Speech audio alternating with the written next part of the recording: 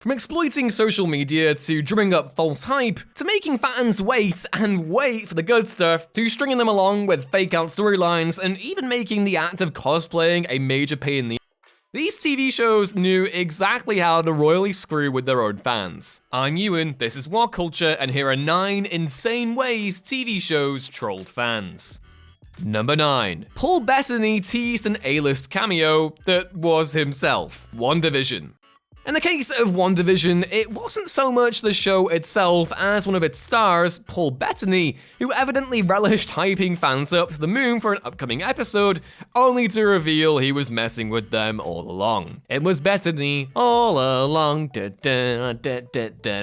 the end of the season, Bettany was interviewed by Esquire, where he flat out stated that a celebrated actor would be making a surprise appearance. He said, quote, "Truth is, of all the characters we were trying to keep secret, a lot of them got out through leaks. There is one character that has not been revealed, and it is very exciting. It is an actor that I've longed to work with all of my life. We have some amazing scenes together, and I think the chemistry between us is extraordinary and fireworks on set." Well, as it turned out, Bettany was talking about none other than himself. You see, late in the season, Bettany also plays the original all-white version of Vision, with the two Visions even eventually doing battle. Delightfully devilish, Seymour. Number 8. Cooper is quote-unquote absent for 16 episodes. Twin Peaks: The Return. The belated third season of Twin Peaks was quite unlike anything else in the history of TV, an impossibly anticipated pop culture event that debuted in the summer of 2017 with only the vaguest, most information devoid of marketing. All the same, fans quite reasonably assumed that Kyle MacLachlan would be returning to play FBI agent Dale Cooper, who at the end of 1991's second season appeared to become possessed by the malevolent spirit Bob. And though MacLachlan appeared in each of the third season's 18 episodes, the majority of the season he actually played several doppelgangers of Cooper, including the evil Bob-possessed version and another duplicate by the name of Dougie Jones, rather than the real Coop. Ultimately, Cooper didn't return until episode 16, a bold gamble on Lynch's part which undeniably frustrated some viewers. Number 7. The bizarre closed captions. Stranger Things. Viewers who watched the recent 4th season of Stranger Things with closed captions were in for an icky treat, given some of the uncommonly descriptive text for what was being shown and heard on screen. For instance, as the series villain Vecna writhes around with his tentacles, the captions read, "tentacles squelching wetly," while other examples include "tentacles undulating moistly," "eldritch thrumming," and so on. You get the idea. The unconventionally flowery captions mystified many, enough that screen grabs of them ended up quickly going viral on social media. Netflix responded by interviewing the individuals responsible for the captions, who evidently had a lot of fun coming up with them, even if they maintain that they're primarily an accessibility feature rather than something purely intended to make folks laugh. Number 6. Making fans watch a melting block of ice to find out Season 7's release date. Game of Thrones. Perhaps the most deranged troll of Game of Thrones' initial run was how HBO decided to reveal the premiere date for the show's 7th season. Rather than drop a trailer as per usual, HBO decided to stage a strangely elaborate streaming reveal event, where the premiere date was encased in a giant block of ice, and viewers on Facebook had to type "fire" in order for flamethrowers to spit fire at the sculpture. Come on! However, the hunk of ice ended up taking considerably longer to melt than anyone, including HBO and their ice guy, I imagine, seemingly thought, while the stream was also interrupted numerous times by technical issues. In the end, the ice took 69, nice, with a capital ice, minutes to melt, revealing a July 16th premiere date, by which point the stream had reached an impressive peak of 162,000 viewers, most of whom were inexplicably spending their day staring at a slow-melting block of ice and typing "fire" repeatedly to try and get it to melt. Oh my god. Number 5. That whole Szechuan sauce thing, Rick and Morty.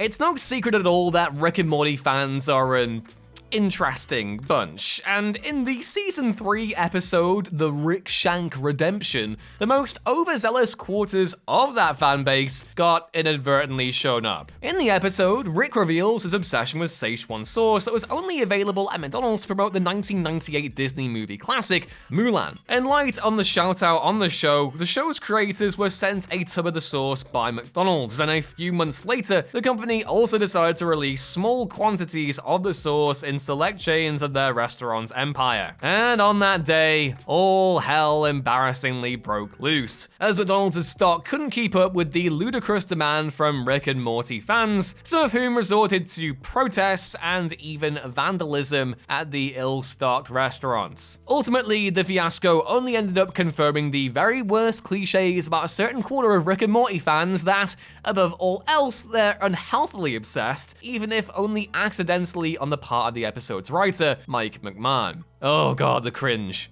Number 4. Glenn's fake-out death and then killing him the next season. The Walking Dead. The Walking Dead well and truly tested fans' commitment to the series with its manipulative not death of fan-favorite character Glenn in the 3rd episode of its 6th season. At the end of the episode, Glenn and Nicholas find themselves overrun by walkers, causing Nicholas to shoot himself in the head before Glenn falls into the horde of walkers and is seemingly ripped apart. In any case, the show sure as hell relished milking fans' anxiety for every possible drop. For starters, Glenn was absent for the next 3 episodes, and to really sell the possibility of him dying, Steven Yeun's name was even removed from the opening titles for those episodes in question. However, the following episode finally brought fans sweet relief by revealing that the torn goods actually belonged to Nicholas, and Glenn managed to slither his way beneath the dumpster to avoid becoming Walker Chow. That's all well and good, but after that heart attack-inducing fright, Glenn was actually killed for real a few episodes later at the start of Season 7, when he was brutally beaten to a pulp with a barbed wire wrapped baseball bat by Negan. Pain. So much pain.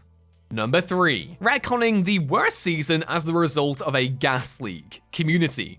Community's 4th season is infamous for its notable decline in quality and uptick in off-puttingly outlandish storylines, generally attributed to the departure of showrunner Dan Harmon due to conflicts between him and Sony executives. However, Harmon was reinstated for the 5th season, and he decided to work a most hilariously outlandish explanation for Season 4's weirdness into the plot. In the first episode of Season 5, Annie mentions that there was a gas leak in the year before, effectively hand-waving all of the creative issues, ridiculous plots, and out-of-character moments from the previous season. While many shows couldn't get away with such a brazen admission of a dud offering, Community has always proudly flaunted its meta tendencies, and so confronting the iffy 4th season in such an absurd yet weirdly plausible way ultimately worked. It's important to note that Season 4 wasn't completely Britted. There are some great episodes nestled in there, even if the overall package is way below the show's peak, but this was a fitting, fun way to acknowledge it all the same. Also, Community Season 5 and 6, way underrated.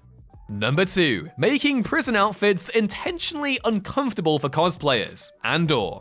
There's surely no fanbase in the world that loves cosplaying more than Star Wars, and so with each new piece of media that releases, whether movie or TV show or comic or book, fans can't wait to recreate their favorite costumes at home. As such, when Andor was released last year, it was just a matter of time before fans started making their own versions of the distinctive white-orange prison uniforms worn by Cassian and company on Narkina 5. Hilariously, and somewhat cruelly though, Andor costume designer Michael Wilkinson revealed at the Star Wars Celebration this past April that the costumes were intentionally designed to both look and feel uncomfortable. This was not only to help the cast remain in character while playing prisoners, but apparently also to get one over on cosplayers.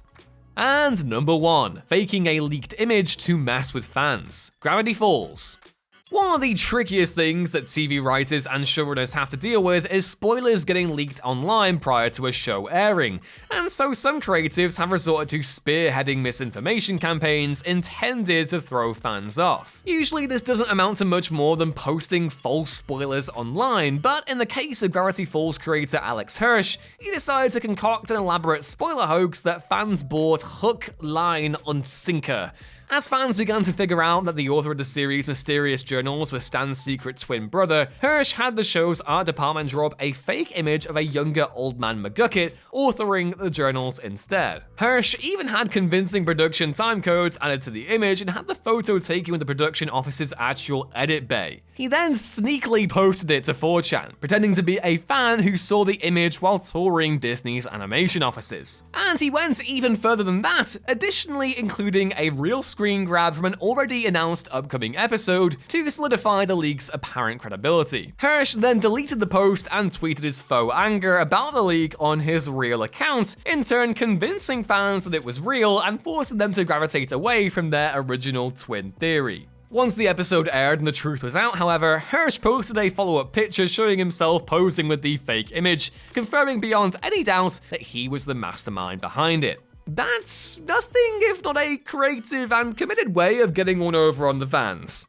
Have there been any other times where a show has had to laugh at your expense? Let us know down in the comments below so we can all laugh at your misfortune together, haha, and be sure to like the video if you enjoyed it and subscribe to the channel if you're new and want more. Either way, I've been Ewan, this has been What Culture, and I'll hopefully see you next time. Bye!